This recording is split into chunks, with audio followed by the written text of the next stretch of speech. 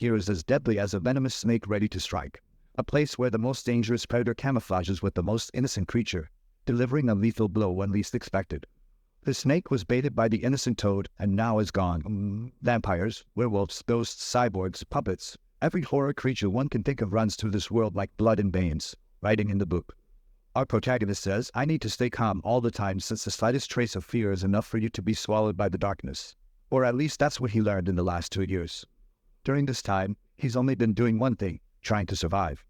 Someone knocks on the door and says, Lynn, it's time. Go hang the light outside and get ready to open the store. At this moment, he receives a mission from the system, hang the lamp outside. Reward, skull coin, experience, and pure human blood. It's the first time he sees the system, but he doesn't have time to pay attention to it. He has to obey the boss's orders instantly. When he opens the door, a giant Frankenstein-style figure appears. He greets, Professor, you're back already. But he's already thinking, I'm going to die. That's what he always imagined when he appeared here 2 years ago. But now he's gotten used to all this. Frankenstein is carrying somebody's body. Our protagonist says it was 2 years ago that he was saved by this professor and learned all medical skills from him. Even though the days are monotonous, the situation isn't that bad. He opens the store door, facing dozens of eyes. The darkness is so intense there that it's impossible to see around. But he feels good. After all, surviving in that world is already considered a miracle. He lights the candle and spills a drop of blood. The reaction drives away all the souls nearby, and with that, the facade is lit up. He then receives the rewards from the system and is impressed that even though this mission was simple, he received such good rewards. Immediately, an old toothless woman carrying a head appears in front of him. Good morning, young man. Do you have any useless junk to give to this old woman? He receives a mission, deliver something useless to the old woman. He looks back and says, I do, hold on. He knows it's the butcher, and he always needs to get rid of her as quickly as possible. He hands her 2 red spiky objects that are trembling. She thanks the young boy, and he receives the rewards from the system. Then she says, you have a good heart. Here, take this, it's your reward, and hands him the eyes from her face. The system says he can accept or refuse, but if he refuses, he will lose 50 points of favorability with her. He hesitates for a second but says, thank you very much, I'll take it. Eyeless, she thanks him and leaves. Another mission is complete. Phew. He returns to the store. He knows across the street there's a butcher shop and a meat shop, and the eyes she gave him belong to the owners of these places. There's an extremely important rule in this world, never offend the walkers of the darkness. He takes advantage of the professor being busy and checks the system. All his stats are simple, and the description says he's a fragile yet intelligent young human man who has lived in this world for 2 years. But you never know when he'll die. Lynn recognizes that this system is quite similar to a game's. Maybe as he completes missions, he gains attributes and skills. At least that will increase his chances of surviving there. At that moment, Professor Frankenstein opens the door and tells Lynn, I'm going out for a while. I'll be back in 2 days. Take care of the store and don't let anyone steal anything from this place. His name is Bloodsaw, and in the combat information, the system just says, don't provoke him. Lynn, a little scared, says, got it. Is there anything else I should keep in mind? Bloodsaw tells him, if they have money, take the money. If not, take something of equal value. And if they don't have money and aren't willing to pay, use this, handing him Bloodsaw's blade. The system warns that it's extremely sharp and easily cuts through flesh and soul, but the more you use it, the more it craves things. Lynn just thanks before leaving. Bloodsaw adds, don't forget to feed the little baby after closing the shop. He hasn't eaten for a long time. He receives the same mission from the system. Bloodsaw warns, no matter what you hear outside, never leave the range of the soul lamb. If someone asks for your help, ignore them. Close the door and windows at night, and no matter who calls for you, stay quiet. If someone comes in, kill them all. Got it, Lynn says. These 2 days are going to be torture. Sitting at the table with the blade, he's just waiting for the time. As soon as the clock strikes, someone knocks on the door. Excuse me, is the owner there? He approaches the door and looks through the peephole, seeing a little girl holding a doll. The system gives him a mission, help take care of the injured doll. In the system's attribute window, it warns of a wandering soul from the valley looking for her mother. With the doll as her ally, whoever dares to steal her doll will end in her belly. With tears in her eyes, the girl pleads, please, my doll is hurt. Can you save her? Len looks at the soul lamp and sees that the reaction isn't very intense, meaning the girl isn't that dangerous. In this case, he opens the door and asks her to come in. Thanks to the soul lamp, nobody can enter unless he invites them, or if the person is very powerful, to keep his job there, he needs to treat customers well. Besides, the souls and spirits in this place aren't necessarily bloodthirsty. They just want to live their lives. With that said, it's good never to ask about their taboos and lives. The girl tells him, my doll lost her arm, and no matter how hard I search, I can't find it. She's my favorite. If it keeps going like this, she'll die. Can you save her, big brother? Already opening a giant mouth, he swallows nervously. Of course, but the system warns that he lost 5 points of sanity when examining the doll's arm. The system says the bite pattern matches the mouth of the girl, and the blood on the girl's clothes belongs to the doll. He's impressed that the system can assist with diagnosis so much. Then he asks, little girl, did you eat anything recently? The girl says no, she hasn't eaten anything for many days and is very hungry. So hungry that last night she dreamed she was eating many delicious things, meat, hair, ears, everything she loves, and it was delicious. Already opening her monster mouth, her doll repeats, yes, everything was delicious. Then sanity drops another 10 points. Lynn tells her, I suspect that when you dreamed, you ended up eating your doll's arm. She stands there, fingers intertwined, feeling a bit embarrassed, but the doll says, my mommy loves me. Lynn asks, did you feel any discomfort in your belly? She replies that she feels a little itching in her belly, like something wants to come out. He says it's probably the case, so the arm isn't being digested. She prefers surgery or physical work. The girl awkwardly says she wants surgery, but how will it be? The doll also says she wants surgery. He pulls Bloodsaw's blade from the table and says, it's simple. I'll cut your abdomen, open your stomach, remove the arm, and then sew it back together. The girl seems scared. And what about physical therapy? This one's even simpler. The price will be even lower. So I want this one. The girl says. Putting on gloves, he asks, all right then, from below or from above? The little girl is startled. He tells her to relax, assuring her that either way, it won't hurt her. She's trembling and hesitates to respond. He asks, are you ready? Scared, she asks, how about we finish here? I don't want any medical treatment. But Len signals no. My professor said that once a customer comes in, they have to be attended to, or else they have to leave something here before they go. The trembling girl says, all right, do it from above. She sits in the chair. He tells her to open her mouth as wide as possible. Lynn smells a terrible odor coming from her. He puts a mental circle in her mouth to prevent her from biting and pushes the arm inside her stomach. The girl is writhing in agony, but he tells her not to move. It'll be over soon. He searches inside her stomach until he finally manages to pull out the arm. She's agonizing in pain, and he confirms. You really accidentally ate your doll's arm. She just didn't tell you because she knew you were hungry. In the future, I advise you not to digest strange things. He then opens a drawer. The cost to put this arm back on the doll will be 30 skull coins. Do you want me to proceed? The girl says yes, struggling to speak. The doll, in desperation, says, please, no, Mom. But he reassures the doll that he'll reattach the arm easily. He manages to reconnect the doll's arm, earning a lot of points in this system. He hands her a medicine to use on the doll once a day for a week, and she should be recovered. He pours the medicine on the doll's arm, and she agonizes once again, running to the girl's arm, asking to leave. Len looks at her and says, 10 for physical therapy, 30 for sewing, 70 for medicine, a total of 110 skull coins. Thank you very much. Hope to see you again. The girl seems timid, takes some coins from her pocket, and throws them to him. I only have 20, she says. He stops for a second and says, you've still 90 coins. You can use part of your body as collateral. It's okay. I'll do it for free for you. The girl takes a step back, afraid. I still have 10. Great, now you owe 80. She says he can keep the medicine. She'll buy it next time. All right, now you owe 20 coins.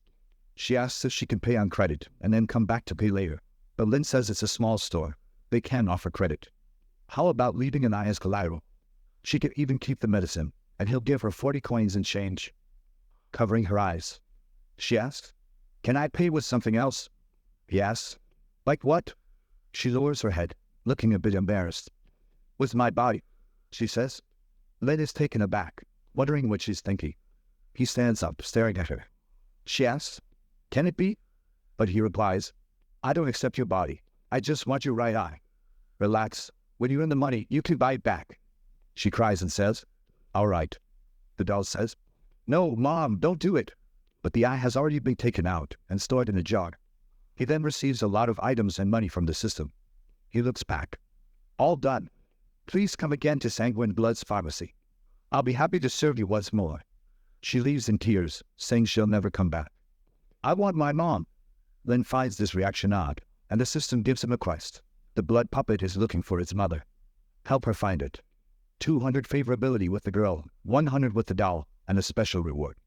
He ponders a bit, staring at some hairs on a plate. Those are some of the items he's been receiving from the system. He's sure that little girl has done much scarier things. Oh well, doesn't matter. He'll talk about it with her next time. Lynn notices that he's been earning a lot of skull coins, which is the currency of this world. It's a shame he hasn't been able to leave the store in the past 2 years. Looking outside, seeing the crowd of eyes, he thinks, having money isn't a problem, right? Maybe in the future, I'll have a chance to use it. At that moment, a pig without an eye enters the store. He's the owner of the butcher shop in the Valley of Wandering Souls. He's your friendly neighbor and is very happy to share a prey he just caught with you, or share you with others. Lynn looks at the pig, noticing that the lamp is turning very red. Welcome to Sanguine Blood's pharmacy. Is there anything I can help you with? He thinks that thanks to the action of the soul lamp, monsters usually don't attack him, especially because if they do, he can use the power of the soul to suppress them. However, this doesn't work properly with those extremely corrupted ones. In the end, it's a ruleless world. The pig passes to the door and enters the shop. Damn, that old lady. She tore out one of my eyes just because of junk. Next time I see her, I'll... He interrupts himself as he sits at the table. Where's Bloodsaw? Bring him now. I need a new eye, and I'll pay with prey I just caught. Lynn responds, my teacher went out to take care of some things. If you need anything, just talk to me. He receives the mission from the system. Help the pig monster find a new eye. The pig stares at Lynn. Oh, it's you. The system warns that the crisis has increased to 89%. They are silently staring at each other. Then the pig says, okay, then you do it. He picks up some items, organizes them, and says, we have human eyes, pig eyes, eyes of dead bat specters, and puppet doll eyes. Each one has its price. Which one do you want? The pig looks at them all, thinks for a moment, looks at Lynn, and says, I think your eye is the best. Lynn loses 10 sanity, and the crisis increases to 91%. He asks, mine? The pig responds, why can't it be yours? Lynn feels a bit awkward, but suddenly takes his eyeballs out. The system warns that his life is in danger, and saying he lost an organ. With the eye in his hand, he says, okay, this one here costs 200 skull coins. No refunds, even if it doesn't connect to your body. The pig is startled, disbelieving. Impossible, absolutely impossible. When that old lady pulled out my eyeball, I was agonizing in pain, but he, a mere human, didn't even hesitate to remove his own eye. With that, the crisis drops to 50%. He stands there, staring at the pig with the eye in his hand. The pig thinks, I understand. He's not human. He was transformed by one of those creations from Bloodsaw. Lynn approaches with the eye. The pig says, I don't want yours. I want my own eyeball. If you don't have it, forget it. The crisis drops to 45%. Lynn puts his eye back and says, your eye is with me. The pig is surprised. He shows to him and asks, it's this one here? The pig asks, where did you get it? Lynn tells him that this morning he found a kind-hearted lady who gave him this toy. The pig looks confused. The butcher, she's a monster capable of removing my head, and she gave my eye to a pharmacy apprentice for what reason? Minus 30 sanity for the pig. Lynn just looks at him, while the crisis has already reduced to 20%. The pig asks, she gave it to you, and you're just going to give it back to me? Lynn says, I'm not giving it back to you. I'm selling it to you. The market value is 200 skull coins. The pig understands and agrees. Okay, I'll buy it then.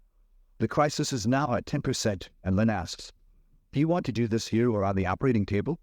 The pig says he wants to do it here, thinking no one has the courage to lay on that operating table. Lynn tells him to rest his head on the table and stay still. If it hurts, he can scream. The pig jokes, scream in pain? Lynn then pulls out the blade and heats it on the candle. The pig trembles, wondering why he's heating a knife to reattach an eyeball. Lynn approaches and says, you have some blood clots and some stones in your eye. But it's all right, I'll clean them for you. Don't worry about the price. It's a complimentary service. The pig seems reluctant, and his sanity drops minus 10. Lynn proceeds with the operation, gaining more experience with the system. After a while, Lynn says, phew, the cleaning is done. Lynn finds it odd that the system gave him blade experience instead of surgical skill experience, but now it's time to put the eye back. Lynn warns the pig not to move too much, or he might put it in the wrong direction. Lynn looks at the pig, almost fainting. Oh, I forgot about anesthesia again, and I also forgot when I was reattaching the doll's arm. Well, it doesn't matter. The pig sees him approaching. What's that for? Oh, you woke up again. It's a kind of super glue. It'll prevent your eyeball from falling out again when combined with a healing potion. I guarantee a 95% success rate. The pig tells him to stop stalling and just do it. Lin says, all right, but be patient. I'll fix you up quickly. Lin then reinserts the eye, saying, believe me, I'm a professional with a hammer in hand. The pig's sanity drops by 20. The pig asks what he's doing with the hammer. Lin tells him to calm down and stay still. This is the last step of the procedure. If he moves, they'll have to start over, and Lin will have to increase the cost. Lin gives him a couple of strikes with the hammer. The pig is screaming, but Lin says he can't stop now. He has a responsibility as his doctor. Every patient who comes in here has to leave in perfect condition. Lin delivers another hammer blow, but Lin stops looking stressed. The pig asks what is the problem. Lin tells him that unfortunately the eye in the wrong position and he will need to redo the surgery. But don't fret, the fix is going to be free because he is a friendly doctor. The pig screams in pain and fear, but after some time, Lin hands him a medicine, instructing him to take it twice a day orally and apply the other one to the skin. In 2 days, he'll be recovered, but it will cost him 546 skull coins. The pig signs the contract, using his bloody fingertips. Then he asks if he can leave now, and Lin says, of course you can. Go ahead. However, the system notifies Lin that he has activated a secret mission from the pig head, the unusual stomach. As a reward, Lin would receive the visual diagnosis ability.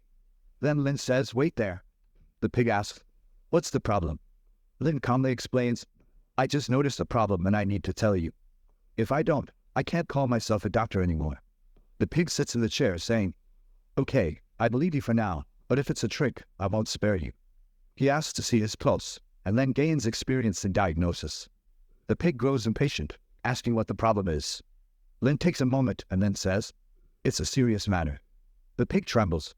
After staring at each other for a moment, Lin says, it's an ectopic pregnancy. The pig grabs Lin by the collar, saying he's a man, not a woman. Lin calmly replies, that's why I'm saying it's an ectopic pregnancy. It would be even more problematic if you had a uterus. We have to perform an even more difficult gender surgery. The pig throws him into the chair, frustrated. Lin asks what he's thinking. The pig replies, I'm thinking about how I'm going to cut your hand off. Lin says, stop thinking about these useless things. He adds, you've been experiencing swelling, nausea, loss of appetite, and bleeding in the lower region. The pig seems shocked by the fact that he knows all of that. Lin calmly takes notes and asks if anything else has happened. The pig mentions some stomach pains, and Lin asks how long it's been. About a month. And Lin thinks a bad meal wouldn't cause pain for that long. Then he asks, when was the last time you tried to reproduce? Do you have any strange fantasies like joining many people or using unconventional tools?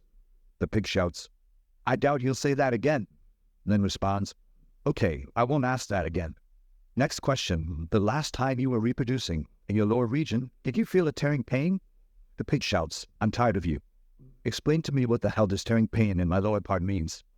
Shaking him, Lin responds, please calm down. I'm just asking for your well-being. You don't want to end up with a chronic condition, do you?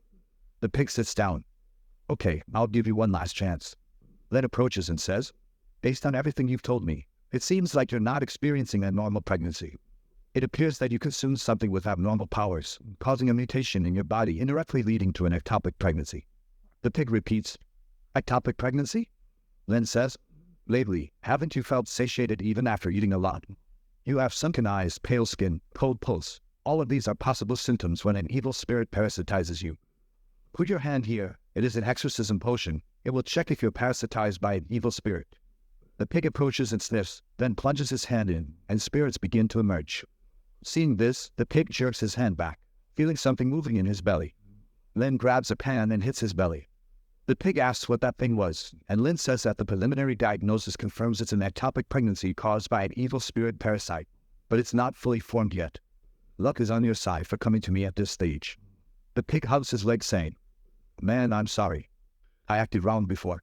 Please don't take it to heart. I beg you, save me. Please save me. Lin thinks it's much easier to deal with the evil spirit in a direct fight. The problem is, there's not much to do when it's inside someone's stomach. In this case, I'll have to improvise and see what happens. Lin asks, have you eaten anything dirty lately? The pig admits, yes, about a month ago. I fed on a guy when I went out, but it went straight to my belly, so it's not like I actually ate it. Besides, I've only eaten pork and human meat. Lin reassures him.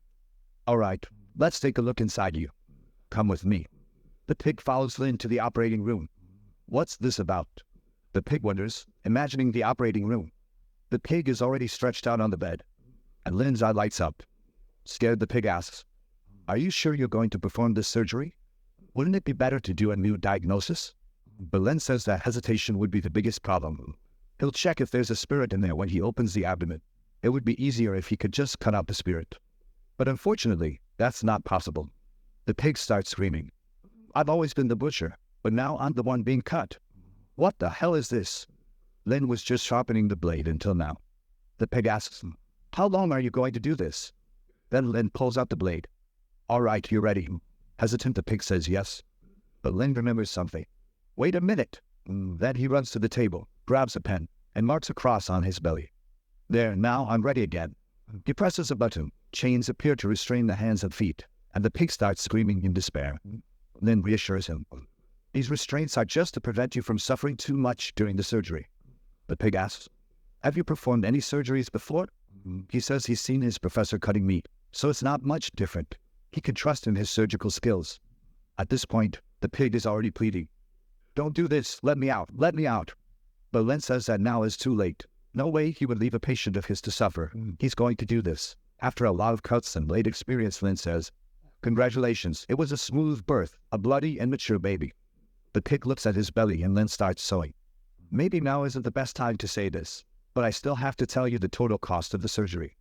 It's 300 skeleton coins. Since it's my first time, I'll give you a 20% discount. Doing this, it's 240. The pig screams, saying, "Whatever, finish it fast." Then responds, "Fine, but the cost to stitch is another 40 skeleton coins. Do you prefer stitching made with wool, cotton, steel, or perhaps hemp thread?" The pig says it doesn't matter. It could be hemp thread. He agrees. "Then just wait for me to pass this needle here, and I'll start." He passes the needle and stitches the wound. All done, he pours a potion on the wound and the pig writhes. Congratulations, everything went smoothly with the surgery. By completing the secret quest, he gained more experience, and the pig acquired another 200 fear of him. Looking at the creature that came out of the belly, he says, "Even though she's being parasitized by evil spirits, if you take care of her well, who knows, maybe she'll become a very healthy child." But the pig is already running away, fleeing. Lynn tries to warn him. "Sir, you forgot your daughter." The pig says he left her as part of the payment too. Lynn rushes to get him, saying, "This is a pharmacy. You can't leave a baby here alone after all she's been through." However, the pig just leaves. Lynn wonders, what am I going to do? Well, he'll take care of her temporarily. Who knows, maybe when the professor returns, he'll have her as a little snack along with wine. The creature is already trembling. Then he throws a little healing potion in his eye to prick him up, opens the system to see what's there, and his description has changed. Bloodsaw apprentice. Many feels its malevolence, and it seems he's gradually inheriting his professor's maniacal style. Our boy is incredulous, thinking, "I'm malevolent? I've always been such a kind person."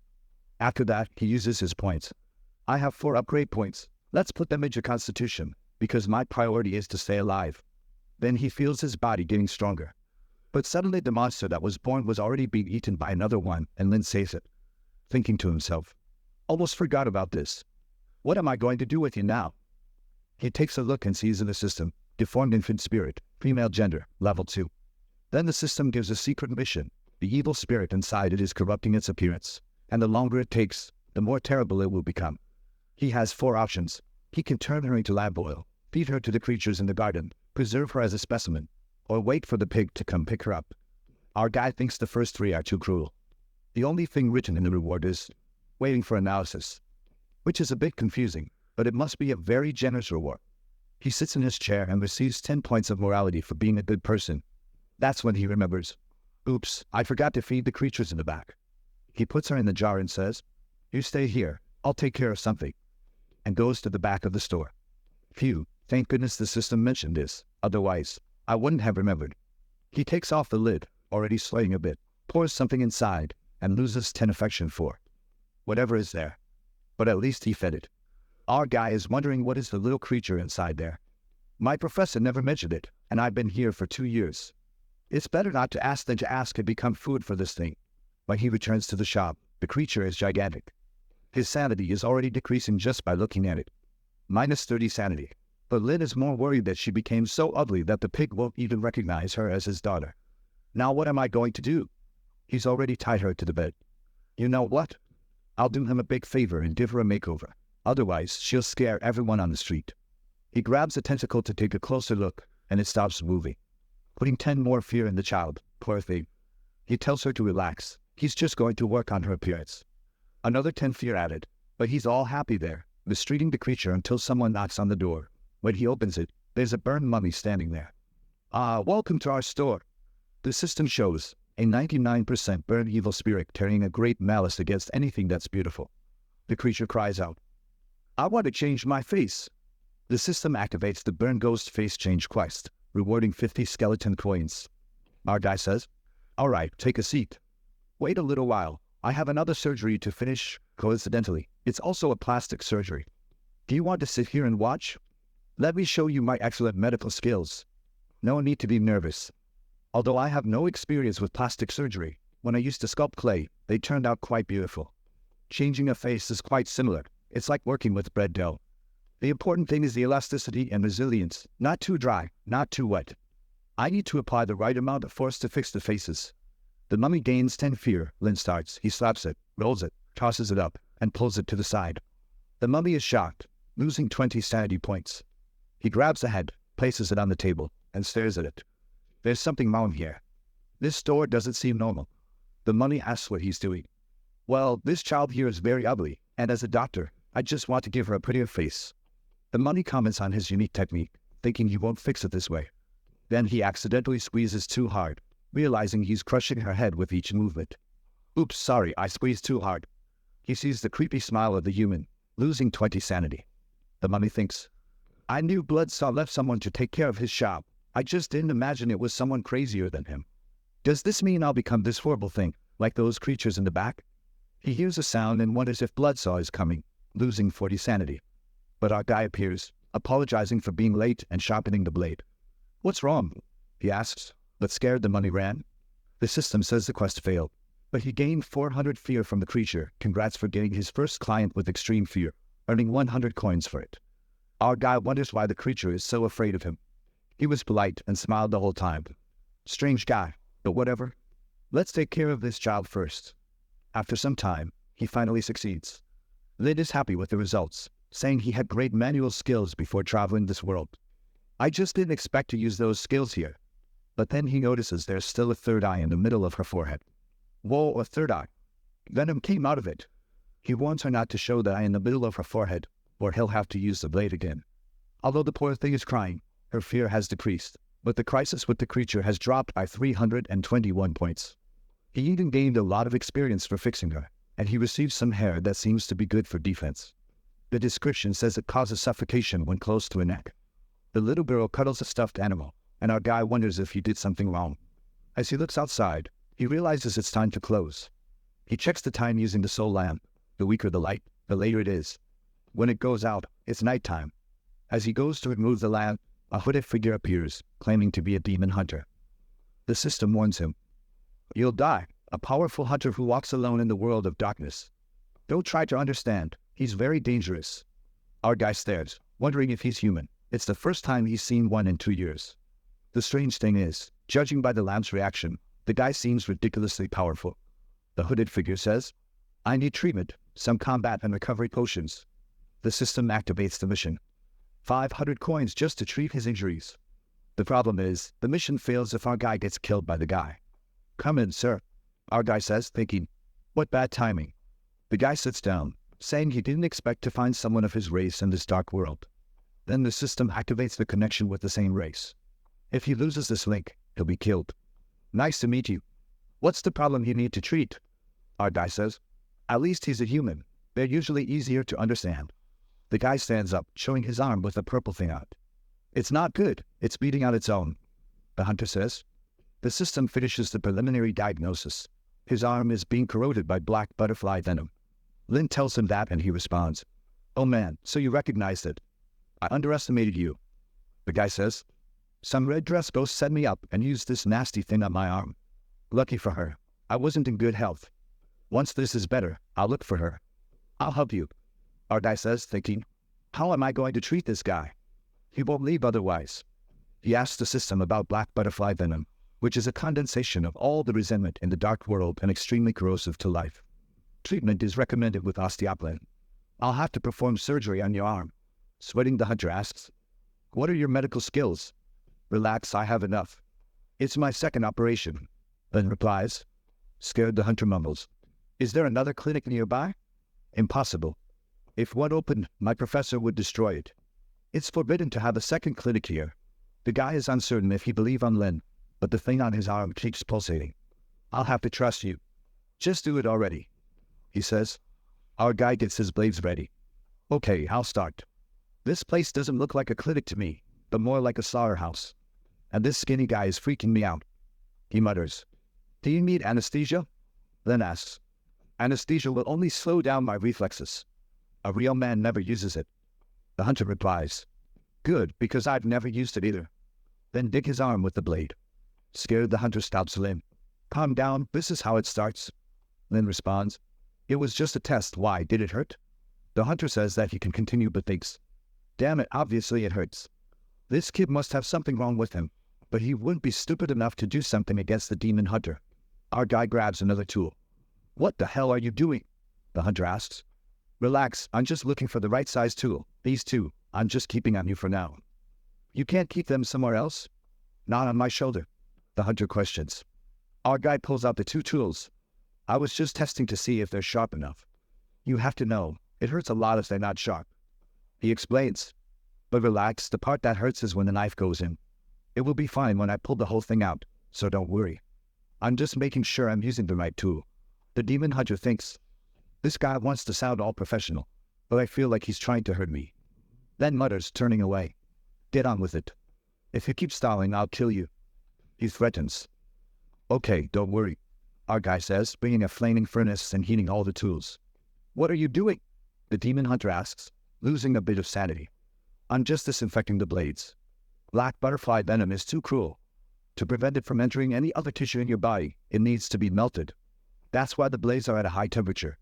Then explains, "But have you ever done this before?" the demon hunter asks. Our boy says he's done it to remove pig hair. Shocked, the hunter says, "Forget it, let's just get started." Then pulls out a meat board. "Why does it look like you're preparing for a meal?" the demon hunter asks, getting nervous. "Chill, it's all part of the procedure. It's just to catch the blood in some parts of your arm during the operation." Our guy tranquilizes him. "Damn it, if there wasn't anywhere else within at least 100 meters, I'd get out of this hell. Use the blade already," the demon hunter demands. Len, with a maniacal look, says, "Okay, let's start," and begins his attacks, gaining blade experience, while the demon hunter cries out in pain, feeling like he's being torn apart and his heart is being burned. But Len is there all calm with the flaming blades. "Hey, if it hurts, you can ask for anesthesia, it's okay," our guy says. The guy, with tears in his eyes, says, You've already started? I didn't even realize. I don't feel anything." Len says, "Really? So can you please maybe not break my table? You're squeezing so hard, you're destroying it. I'm just too strong. I can't even touch it lightly. I'll compensate you later and pay for it." "Just cut already," the guy insists. The attacks began, cutting through all the flesh. Wait, please stop," the guy pleads, but it's too late. "I thought you'd stop, but you didn't." "Damn it," he exclaims, literally banging his head against the wood. "What are you talking about? If I go slow, you're not satisfied. If I cut fast, you complain. Now that I'm halfway through, you're asking me to stop. But this isn't surgery, it's torture. Why are you cutting so thin? Just rip it out. It's like you're making noodles. What do you want? Hurry up and finish," he demands. That's it. Why didn't you make it clearer? You want me to finish with a single cut?" Len asks. "What do you mean by a single cut?" the hunter wonders. "It's a quick cut, but if I hit an artery, you might die. I'd rather not do it that way, as I'm a doctor and my patients are like children to me.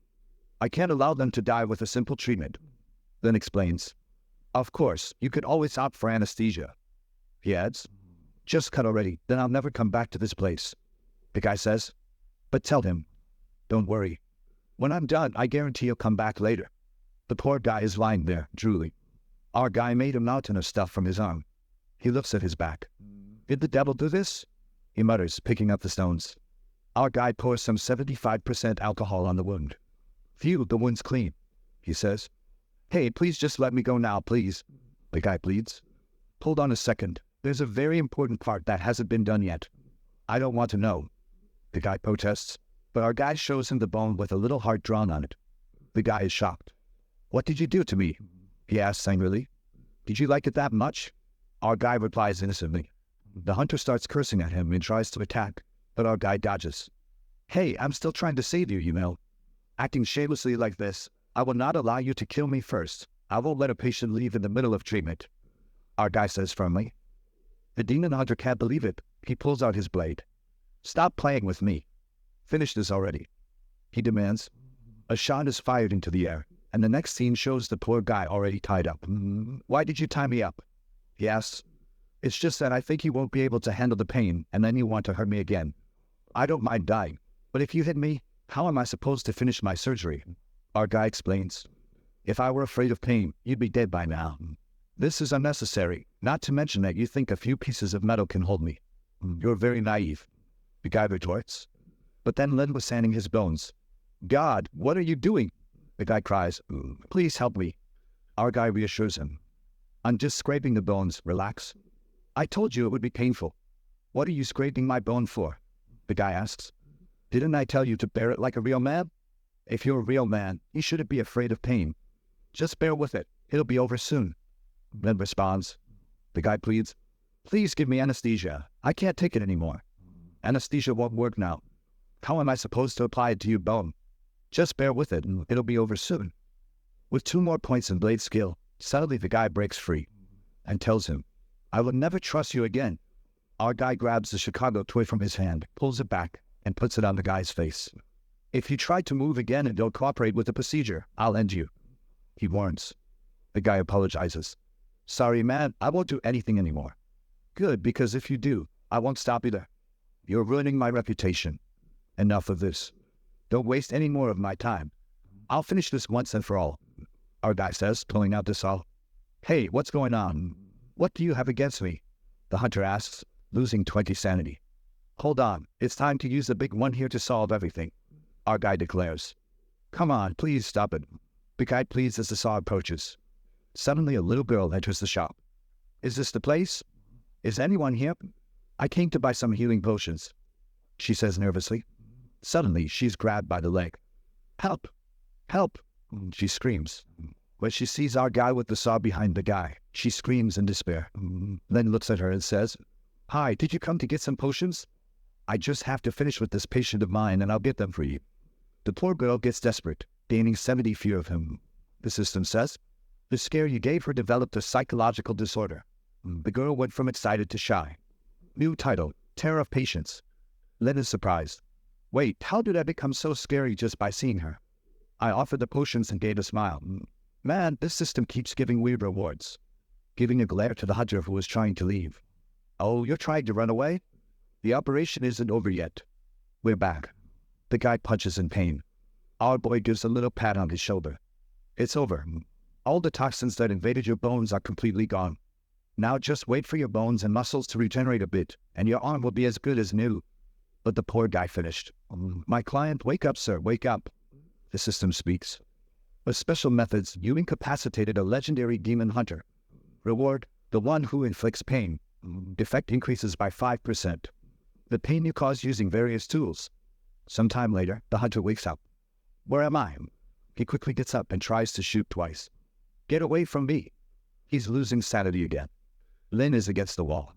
Calm down, calm down. I just took care of your injuries. Look, everything's fine. Forget about those bad memories. The guy points to Lynn, but thinks, the feeling of that butterfly demon is really gone. This is almost like a dream. Lynn reassures him. Of course it is. The muscle toxin that was affecting you has been removed. The problem was the regeneration of your bones and muscles. That's why I gave you the best potion from the store, along with your extremely strong physique. Everything went well. The only problem was that there was still a little piece missing in the middle, so I added some extra meat. Don't worry, your body won't reject it. The guy looks puzzled. Wait, what's this? Pork meat? You said you did everything right. You put a piece of pork in me? Lynn responds. Well, it's a weird process, isn't it? But the result is perfect. No, if you ever have any problems in the future, you can come back here, and I'll help you. The hunter says, returning here? You think I want to come back here? The chance of a crisis has skyrocketed. Well, my client, even though the process was peculiar, having the butterfly venom corrupting your entire body until you die would have been much worse. In this world of darkness, staying alive is more important than anything else. The crisis has risen to 99%. The guy was holding it together, but with comforting words, the danger decreased. He lets out a sigh. You're right. In this world, being alive is more important than anything else. He turns to Len. Just for that, you're alive. That's quite an achievement. Your torturous methods are top-notch. Thank you. Len says. The hunter pulls him up. Do you think I'm praising you, kid? Have you ever performed any other surgeries in your life? Our guy raises 3 fingers. I swear I performed a cesarean section on someone, and the father and daughter were very happy. They even praised me. The guy, considering his bones shaving compared to a cesarean, acknowledges that his wounds have indeed been healed. Remembering how scared he was, he stares at Len and says, Hey, no one can know about the rumor that I fainted here, understand? You can rest assured. No one will find out, says Len. Just tell me how much all this costs. There's no way I'm coming back to this place. You don't even need to pay. Consider this a favor from someone of the same race. I just want to see you visit our mall again in the future. Our guy knows he needs to become friends with this guy. With that, the system gives him 500 coins. The guy doesn't think these compliments will help him with anything. Just forget everything that happened here. Even if we're the same race, it doesn't change anything. I walk alone and will never take a kid like you to share the path with me. He puts on his hat. I'm giving you this chance. Get out of here. A human like you with no skills will soon become monster food. Our guy asks how he can leave this world. To be honest, I ended up here by accident. Apart from this pharmacy, I don't know anything about the outside world. The guy looks at him. In a way, you're lucky. Many people have fallen into this world like you, from various worlds, but most have been consumed by fear. I can only tell you that this is the lowest level of Sin City, and trying to leave here is the quickest path to death. If you don't want to die, get stronger. Only then will you have a chance to escape this place. Hold on, are you saying it's almost impossible to leave for the rest of my life? Every time I see those monsters, I'm terrified. With your medical skills, the monsters must be terrified of you. But enough chit-chat. I'm someone who believes in fair exchange. You healed my wounds, and I can't treat you unfairly just because you don't want money. He opens his coat, revealing his belongings. Take a look and choose something. Our guy, intrigued, examines the items. What should I choose? Oh, this one looks good. A cursed revolver from a legendary demon hunter, enchanted with 6 self-reloading bullets. Our guy eagerly grips the handle. Your eye is sharp, kid, eager to grab the best I have. I just found your weapons cool. Our guy replies, Of course, they're cool. How many monsters have you killed with those? The hunter explains, None, I've never used them to kill a single monster. He emits shots at Len, creating a circle on the wall. They may look cool, but both have a fatal flaw, and you must have noticed. They never hit the target, no matter the angle. Besides being decorative, they serve no purpose. What do you mean? I don't want them then. Len protests, but the hunter insists. As a man of justice and integrity, once you've chosen them, you can't refuse them, or it would be disrespectful on my part. You have a chance. Take them, or I will do something. Our guy considers, then decides to take them, thinking he'll dispose of them later. Good choice. Just know that due to their curse, you can't voluntarily get rid of them. They can only be transferred through a fair exchange. Luckily, your intense desire attracted them, as curses like to find someone to pass on to. It's not easy. You're clearly trying to pull a fast one on me. This surgery was a lot of work, and I owe you this big favor. As an extra reward, I'll remind you tonight, no matter what you hear or how terrified you get, don't go outside and don't open that door. Seems like something extraordinary happened here. Len asks, Is it a monster or what? But the man disappears into the shadows. I think it's better if you don't know. If you manage to stay alive until tomorrow, maybe we'll meet again. Len reflects on how his teacher said the same thing before going out. Tonight, he needs to be much more careful. There's half an hour until darkness. No visitors should come during this time. He stares at the little creature on the ground, already level 7. This child keeps leveling up. Soon, it'll be difficult to deal with. Then he uses the Chicago toy, barely missing the target. The fear in the eyes is evident. It really doesn't hit. Hard to believe. He continues shooting, instilling fear in the creature. The lamp starts to dim. Our protagonist rushes to the door, closes it, and breathes a sigh of relief. Now, with the lamp disabled, the real test begins because it means anyone, even without permission, can enter his house of their own accord. The system activates the mission. Sleepless night, survive until dawn, offering 500 coins and a special reward in his room. Our protagonist is already under the covers, armed and ready to face whatever comes. Phew, nothing so far. I just want to survive this night. It's midnight, and someone is already knocking on the door. Open up, it's me, Bloodsaw. There's a malevolent spirit following me. Help me. Wait, the professor is back? Our protagonist approaches the door cautiously. Then he suddenly attacks the door. You didn't even confirm and already slashed at me. The outsider protests. If I were outside, my professor wouldn't hesitate to do the same. Besides, he wouldn't come back at this hour. As they argue, he hears a noise outside. Our protagonist leans in to listen, but suddenly, hands grab him, causing him to lose sanity. He struggles as the hands grip him tightly, but he manages to break free by using the hair from the malevolent spirit. As the hands retreat, he wonders if they're alive or dead, but decides it's better to be safe and delivers the final blows. You killed the deceiver of flesh and gained 100 experience points. Phew, I managed to survive, but the monster knocked on the door right at midnight. Who knows what this night still holds? As he cleans the floor, the system gives 2 warnings. The root level monster is approaching, and crisis level is at 100%. Our protagonist, already at the door, wonders if it's the creature they've been mentioning. He waits, and the hand starts to move. Suddenly, he's being pulled. He grabs his knife, smelling something awful. When he looks, there are 2 huge eyes staring at him. He quickly hides again, but the eye is right behind the door, facing him. Darn it, this monster's heartbeat is so loud. He hears licking sounds. It's kind of cute until the lick reaches his face. No, that's not cute, forget that. He loses 40 sanity, trembling. I can't panic. If I do, I'll be eaten. The monster licks his cheek lightly. Doctor, I found you. Open the door. I have a toothache. A toothache? Is the monster not here to eat me but to get a dental checkup? Our protagonist responds. Our little clinic doesn't receive patients at night. Those are the rules, and I must follow them. But the creature threatens. Open up or I'll eat you. Reluctantly, he opens. Hello, my dear client. This clinic will serve you. Level, race, and abilities unknown. The monster complains about a toothache, unable to eat. Don't worry, I can definitely help you. A toothache is such a small thing. It'll be quick. He calms himself, thinking, it's horrible, but it's a client like any other, just another day.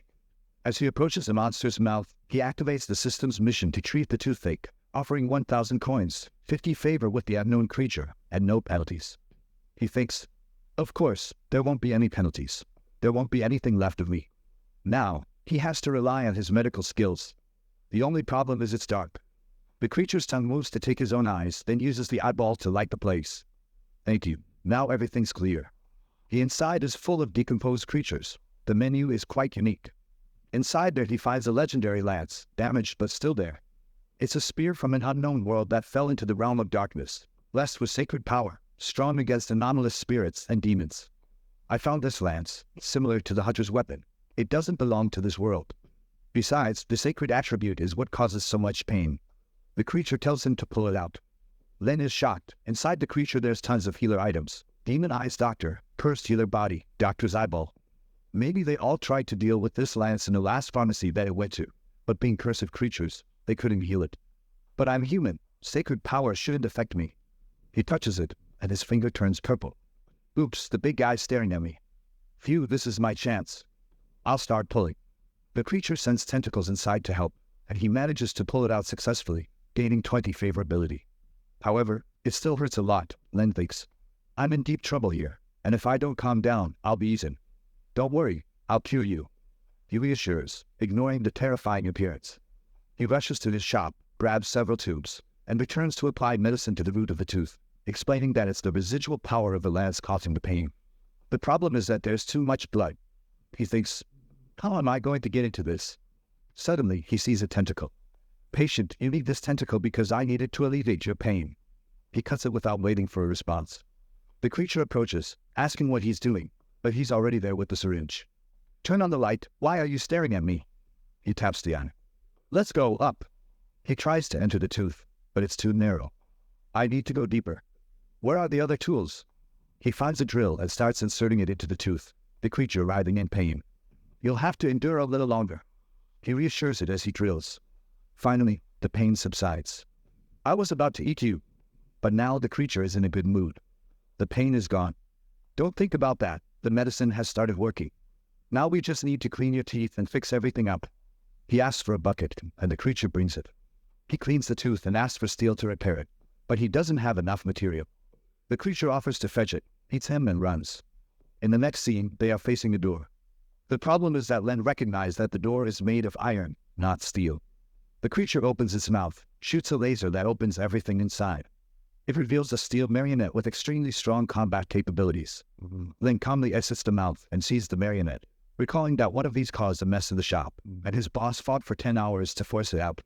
The creature sticks out its tongue, already crushing the marionette, then jumps, delivering a crushing blow. Len is like, wow, I can't even know the level of either of these, but the difference in power is huge. The creature asks if it's enough, otherwise it will continue. Len says it's enough and asks for help to fix it, turning on the tools. Perfect, the teeth are sharp. The creature holding Len says it's great, very happy. Our guy is swaying, but he gained 11 skill points and earned 50 favorability. At this moment, he offers her an oral care service. She wants to know what that is, and he explains that it's just a long-term service to ensure the health of the teeth. The big monster is a bit confused, but he offers a free trial to let her see what it's like. He immediately jumps into her mouth, activating the cleaning mission. He goes in and starts removing lots of corpse remains and everything that's extra in her mouth. He manages to collect a bunch of human remains. Meanwhile, he's got a black bucket on the floor, and she asks, "What is that, sir?" He says it's a black slime. It will sterilize her entire mouth and leave a very refreshing breath. She's like, okay. Amazing, and already opens her big mouth wide. Our guy gained another 20 favorability points. Then he hops right in and starts scrubbing everything, and she's pretty happy. I thought there was going to be some trick to this thing. He tells her to hold the bucket there to help out, and just keeps cleaning. Another 20 favorability points. He asks, "How are you feeling?" She's all happy there with her shining teeth. Another 50 favorability points, and she's already loving it. He then says, "Are you satisfied with this service?" The monster says that she is. "How about you become a lifetime member of our clinic?" She agrees. He says, "Okay, what's your name so I can create your record? Next time you come, you'll receive a special gift and a membership card." The creature doesn't know what a name means. He explains, "It's what other creatures call you." She says, "Nameless." He asks, "Do you want me to give you a name? How about Xiao Xiao?" The creature accepts the name. She gives him a few licks as a thank you, and he gains the title, Root Namer. You are the first human in the history of this world to give a root creature a name. With that, he gains some more affinities and the ability to remove curses. She takes him back home and goes off all happy. Our boy is shaking and falls behind the door. Phew, good thing I have a strong mindset, or I wouldn't have been able to survive the night. Back in the store, he opens the system. He has 8 points to spend, and now, in the introduction, it says that he is someone who has already caused fear and pain in a poor demon hunter. Our protagonist knows what to do with the attributes. Strength and agility aren't going to be useful for now. He won't get strong enough to fight against these creatures. Intelligence is also not very important since he can analyze situations with the system. With that, he invests more in constitution. The important thing is to stay alive. Then, he checks out the skill he received, Limited Curse Removal. Cleanses a curse for 24 hours. It can only be used on one target at a time and has a 12-hour cooldown. Our guy, wait, if I use this curse remover on the pistol, it's basically going to become a legendary weapon. Curse removal, boom. You've removed the curse from the pistol. Cooldown 12 hours. Let's check out my power. He fires some shots at the bottle, but misses everything. Lying system, where is it? The curse is still here. The system says it's because your proficiency with weapons is 0. Crap, it was for nothing. If that's the case, he'll need to practice. So he sets up a bottle on the window. He shoots, gains some experience, but realize you can't get good overnight. But when he misses again, he hears a loud scream. Whoa, what happened? Outside someone yells, "Who was the son of a gun who ambushed me?" The system notifies, you hit a level 75 creature, defeater of the night corruption. He goes to the windows and starts nailing some planks. Phew, done, hides everything, then heads back to his room. The guy outside is shouting, "Where's the one who did it?" Where? He just goes into bed. shaking all over. Our guy manages to sleep and wakes up the next day, earning 500 coins for surviving the night. The system says that for a first day, it was incredible. Killed a monster, wounded a monster, psychologically traumatized various patients, and still woke up with a feeling of prosperity and tranquility. With that, he reached level 6 and unlocked the system's shop. Our protagonist thinks, my God, so many things from the system as soon as I wake up. The system sends another message. When you reach level 10, you'll be able to change professions. Keep an eye out. At this point, our guy sees some tentacles coming out of his bed, so he instantly starts shooting. Even gains proficiency, but it was just a little girl, all cute. But with those evil tentacles, having been scared, his fear of that creature increases by 20. He thinks, no wonder I felt someone climbing over my body. I'm curious about how much this creature grew overnight. The thing is already at level 10. The system then tells him that since he reached 1,321 fear points and 200 taming points, he's earned a mission, the growth of the child's spirit. He can now influence the development of this creature. Our guy is like, man, do I have to take care of this and develop it too? Why can't it just develop on its own? However, realizing that fear was the reason it didn't attack him, our protagonist figures that he needs to instill as much fear as possible so it doesn't want to kill him. Poor thing, it's all cute there in his hand. But let's start. He begins to stretch her out. It's time for your daily adjustment. Without my consent, you made all these weird tentacles. Her fear just keeps increasing, man. Wow, he even put the tentacles in the poor thing's mouth. Let Uncle Len fix you up again. Boom. Back to being a little girl. Wow, he even added some little tails there, dude. How did he do that? The system says this new form will have a huge impact on her development. Our guy is all proud. Just with the tentacle fabric, I managed to create these little ears. She turned out to be very cute. He tells her, keep this form and don't use those tentacles again. The system says he's completed the preliminary phase. However, now he needs to make adjustments to her personality. Our guy cracks a little smile. Let me give you a good education. Then he makes another adjustment, this time to her cerebellum it seems, and he sets her personality direction. Sweet, obedient, and murderous. What's that, kid? Why the murder at the end? Psychological characteristics. Virtuous, cute, and morbid. Growth direction. Adorable. Sweet girl, also cute girl who spreads disaster and death everywhere, has an evil spirit. Why does he always make the third aspect something terrifying? He even says, system, can I tweak things a bit? It's still kind of half-baked, right? The system says that in this first stage he can't. Only 2 adjustments were allowed. Our guy pets her and says he'll remove the negative parts later. Then she'll be a perfect little girl. But for now, that's what we've got, right? Time to open the shop. The little girl goes to sleep after all that process. He practices his aim, cleans up the place, and puts the candle outside. He sits in the chair to open the system shop, already thinking the system's things are going to be amazing. The guy wants to buy clothes for the girl, maybe a 9-tailed fox and a big shield. In the system, he has slime mucus, a charm that attracts money, baby diapers, a growth elixir, magical meat blocks, and a succubus's enchanting perfume. Our guy doesn't seem to like it. What the heck is this system? Refresh this. I want new items. The system says that function is not yet available. Be patient. At 5 a.m., the items change. Well, out of all this, at least he's going to buy the toxic slime. It could be used to make some potions in the future. But then he sees the unlucky cat that also brings money. He thinks, well, I'm a very lucky guy, right? I guess I'll buy it then. There goes 200 coins for the big cat that appears in the store. He looks at the diaper, checks on the little girl. Well, maybe I need to use this here. Buy it too. Man, for someone who didn't like the store, he's buying everything. Seeing the growth elixir that helps wounds heal, he thinks, yeah, this will help me a lot. Finally, something decent. Buy that too. Man, he's unstoppable. Today is the day the supplier comes to restock.